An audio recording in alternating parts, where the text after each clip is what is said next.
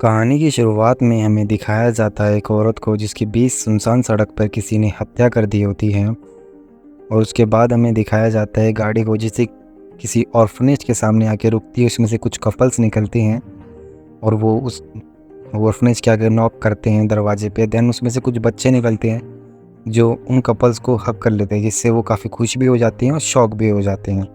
फिर वो दोनों अंदर जाते हैं और उस बच्चों से अच्छी तरह से बात करते हैं और वो एक बच्चे को अडॉप्ट करने आते हैं। और लेडी कहती है काश हम सारे बच्चों को अडॉप्ट कर पाते। तो वो कहता है नहीं, हमें सिर्फ एक बच्चा अडॉप्ट करना चाहिए क्योंकि हम बूढ़े हो चुके हैं।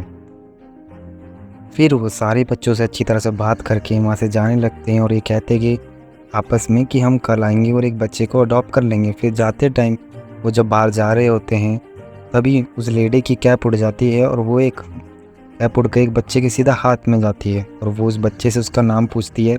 वो अपना नाम हितोरी बताता है और वो लेडी कहती है हम कल आएंगे और इस कैप को लेंगे और आपको अपने साथ लेके चलेंगे। अभी वो लेडी अपने हस्बैंड से कहती है वो बच्चा कितना क्यूट और हैंडसम था। तो उसका हस्बैंड कहता है कि नहीं, हमें बच्चे को खूबसूरत होने की वजह से अडॉप्ट नहीं करना चाहिए, उसकी नेचर के लिए अडॉप्ट करना चाहिए। पर तभी वो देखते हैं वही बच्चा एक कुत्ते को बारिश से भीगने से बचाता है और ये वो देखकर काफ़ी ज़्यादा खुश हो जाते हैं और कहते हैं ये बच्चा कितना ज़्यादा समझदार और मैच्योर है। उसके बाद हमें दिखाया जाता है कि वो अपने घर में होते हैं और बोलते हैं कि हमारा सपना चलो सच हुआ। अब दिखाया जाता है कि उस बच्चे को उन्होंने अडॉप्ट कर लिया होता है और वो उसका रूम दिखा रहे होते हैं और रूम दिखाते हुए कह रहे होते हैं कि ये तुम्हारा रूम है, आओ हितोरी, हम तुम्हारा रूम सजाने में तुम्हारी मदद करते हैं। और वो लड़की बोलती मैं तो बहुत खुश हूँ कि तुम हमारे बेटे बनोगे। और वो एक बॉक्स को देख के बोलते हैं कि क्या हमने इतना बड़ा बॉक्स मंगाया था।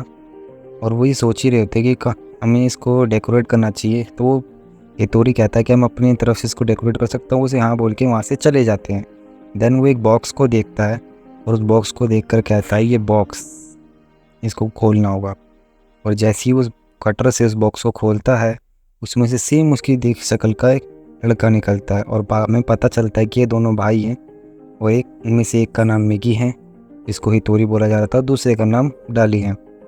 अभी दोनों बात करते हैं कि हमारा प्लान अच्छी तरह से सक्सेसफुल हुआ, अब आओ रूम को डेकोरेट करते हैं। और वो दोनों मिलके बहुत ज़्यादा स्पीड में रूम को डेकोरेट करने लगते हैं। पर तभी वहाँ पे वो अंकल आ जाते हैं जो उनको अडॉप्ट किए होते हैं। उसके बाद वो कहते हैं हितोरी तुमने तो इस रूम को बहुत ही जल्दी और बहुत अच्छी तरह से डेकोरेट किया है, इतनी जल्दी तुमने कैसे किया, बहुत ज़्यादा अच्छी बात है, चलो आओ नीचे आके हमारे साथ खाना खा लो। वो ये कह के चले जाते हैं। फिर तभी हमें दिखाया जाता है कि डाली गेट के पीछे छुप के उनका जाने का इंतजार करता है और हमें डाइनिंग टेबल का सीन दिखाया जाता है जहाँ पे वो डाइनिंग टेबल पर खाते टाइम बोल रहा था कि माम खाना काफ़ी अच्छा बना है, काम मुझे और अच्छी तरह से मिलेगा। और वो अपनी आँखें पीछे घुमा कर डाली को इशारा करता है ताकि वो डाइनिंग टेबल के नीचे आ जाए और वो भी खाना खा सके। और वो बड़ी चालाकी और दिमाग से अपने भाई को इशारा करता है ताकि वो नीचे आ जाए और उसका भाई बिल्कुल ठीक वैसा ही करता है और डायरेक्ट उसके बिना किसी को पता लगे ठीक टेबल के नीचे आ जाता है डाइनिंग टेबल के।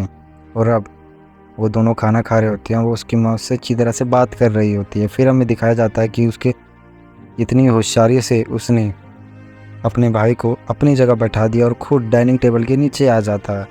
और वो भी इतनी होशियारी से करता है कि किसी को भी कानों कान खबर नहीं होती, ना कोई इसे देख पाता है।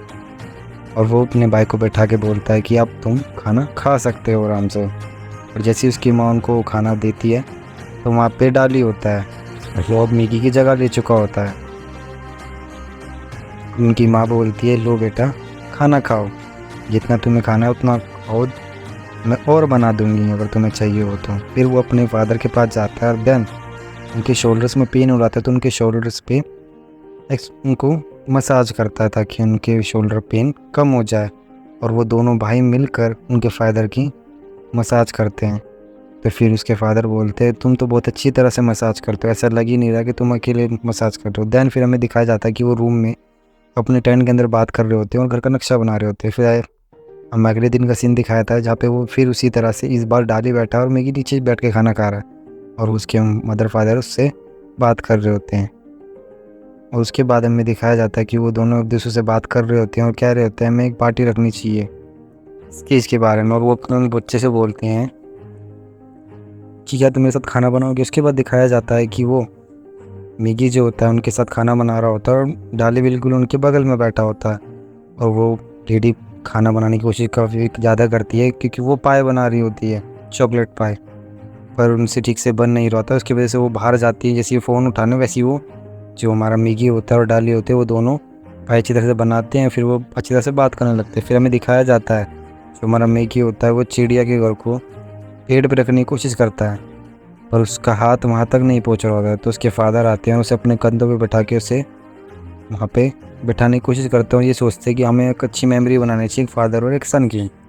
और हमें दिखाया जाता है कि इसकी वजह से उनको काफ़ी ज़्यादा पेन हो रहा है, तो उनके कमर में काफ़ी दर्द हो रखा है। तो वो दोनों एक दूसरे से बात करते हैं कि हमें कुछ ऐसा करना होगा जिससे उनको पता भी ना लगे। तो फिर डाली जो होता है पेड़ पे चढ़ जाता है, तो वहाँ पे रस्सी बांध देता है। और उसके बाद हमें दिखाया जाता है जो उसके फादर होते हैं उसको फिर से कंधे पे बैठाते हैं और उसको कोशिश करते हैं, पर इस बार वो उठा लेते हैं क्योंकि डाली ने रस्सी बांधी होती है। वो कूद जाता है और मैगी भी उसमें से थोड़ा ऊपर उड़ जाता है, जिस वजह से उनको लगता है उन्होंने उसको उठा लिया।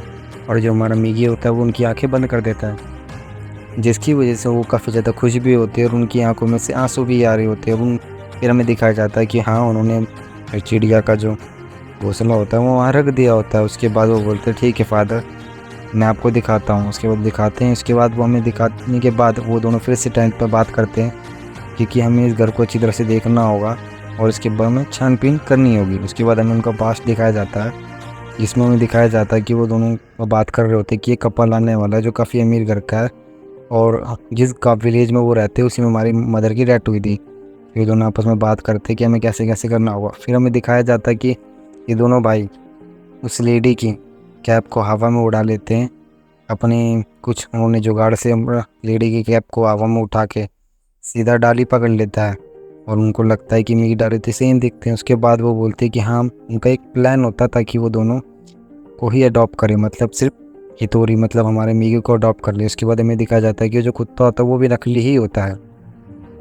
ये बस उन दोनों का प्लान होता है ताकि वो कपल इनको अडॉप्ट कर सकें।